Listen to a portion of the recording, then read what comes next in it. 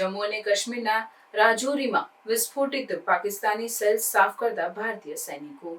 રાજૌરી જિલ્લામાં line of control પર ચાલી રહેલ સંઘર્ષમાં ભારતીય સૈનિકો તેમની અડગ પ્રતિબદ્ધતા દર્શાવી રહ્યા છે। પાકિસ્તાની આર્ટિલરી ફાયરિંગના સતત ખતરા હોવા છતાં તેઓ સ્થાનિક નિવાસીઓની સલામતી સુનિશ્ચિત કરવા માટે વિસ્ફોટિત સેલ્સને સાફ કરવામાં સક્રિય છે। આ વિસ્ફોટિત સેલ્સ નાગરિકોને પશુઓ માટે મહત્વપૂર્ણ જોખમ ઊભું કરે છે, જે તાત્કાલિક અને નિષ્ણાંત હસ્તક્ષેપની જરૂરિયાત છે। ભારતીય સેનાની ઝડપી પ્રતિસાદ ટીમો આવા ખતરનાક સામગ્રીને સાંભળવા માટે તાલીમિત છે, તેમની સલામત રીતે ન્યુટ્રલાઇઝ કરીને સંભવિત જાનહાનિ અટકાવે છે। તાજેતરના શેલિંગ ઘટનાઓને કારણે લગભગ 1000 લોકોને અસરગ્રસ્ત વિસ્તારોમાંથી ખાલી કરવામાં આવ્યા છે અને વિદ્યાર્થીઓની સલામતી માટે કેટલાક શાળાઓ તાત્કાલિક બંધ કરવામાં આવી છે।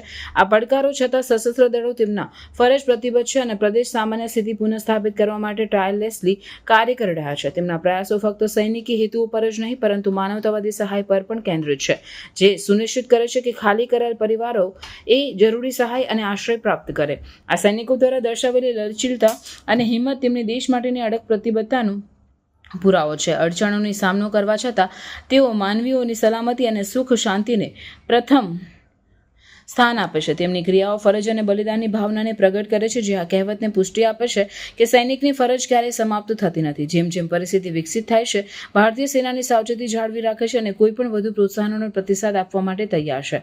તેમની પ્રતિબદ્ધતા સુનિશ્ચિત કરે છે કે પ્રદેશ સુરક્ષિત રહે છે અને શાંતિ અને સ્થિરતા ધીમે ધીમે પુનઃસ્થાપિત થાય છે।